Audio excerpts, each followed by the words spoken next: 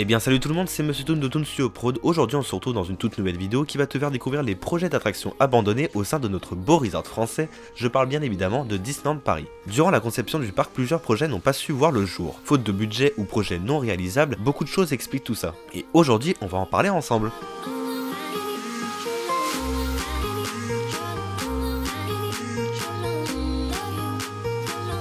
Première attraction à ne pas avoir eu sa place à Disneyland Paris, il s'agit de La Belle et la Bête. En effet, ce film culte des grands classiques Disney devait normalement avoir sa place dans Fantasyland, mais pour une raison totalement obscure, le projet n'a jamais été réalisé. Faute de budget, peut-être bien, et ça semble être la seule raison puisque beaucoup de projets ambitieux n'ont pas fonctionné à Disneyland Paris. L'attraction devait se présenter comme un dark ride assez développé qui nous ferait découvrir l'univers du film tel qu'on l'a connu. Ceci dit, elle n'était pas prévue de base pour l'ouverture du parc en 1992, mais pour bien plus tard.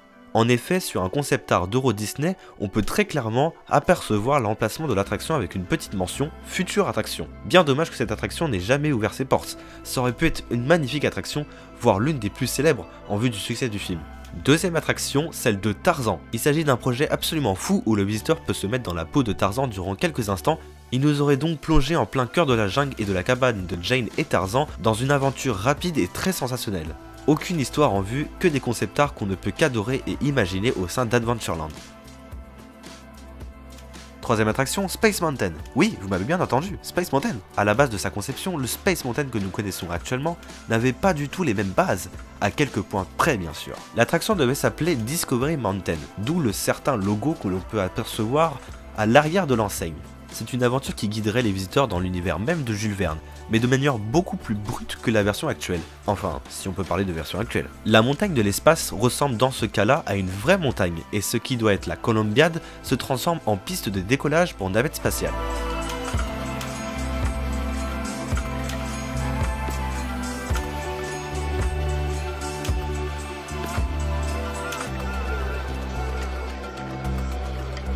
Un second concept art se rapprochant beaucoup plus de la version actuelle fut créé, mais cette fois-ci, il semblerait que l'attraction Hyperion fait office d'une file d'attente, puisqu'une certaine passerelle relie le bâtiment avec la montagne de l'espace. D'ailleurs, dans Hyperion, on peut apercevoir ces deux énormes tuyaux qui semblent se diriger vers l'attraction. Peut-être un clin d'œil laissé volontairement par les Imagineers avec l'enseigne Discovery Mountain, pour préserver l'idée de base de cette aventure. Quatrième attraction que vous ne serez sûrement pas surpris d'apprendre si je vous dis que la petite sirène devait elle aussi avoir sa place au sein de Fantasyland. Et ce tout comme La Belle et la Bête, de manière à retracer cette histoire dans le noir, dans un dark ride. Mais encore plus mystérieux que son prédécesseur, on ne sait absolument pas la raison d'un tel abandon de projet, surtout que celle-ci se retrouve désormais dans les autres parcs Disney. Je ne pense pas vous faire de résumé de cette attraction puisqu'elle existe réellement maintenant, mais c'est encore bien dommage qu'encore une fois une si belle attraction n'ait pas su voir sa place à Disneyland Paris. Cinquième projet, attention, il s'agit de Main Street USA. Ah ah, encore une fois, votre esprit est confus, j'y viens. Pour vous résumer, notre Main Street USA devait, d'après les concept art, totalement se détacher du style victorien que l'on connaît, et devait plutôt se rapprocher d'une version hollywoodienne des années 30-40, l'âge d'or du cinéma et des États-Unis. Finalement, c'est encore le cas en ce moment avec notre Main Street actuel, mais de manière beaucoup moins prononcée, parce que ça se focalise essentiellement sur la relation franco-américaine. Sixième attraction, Grizzly River Run.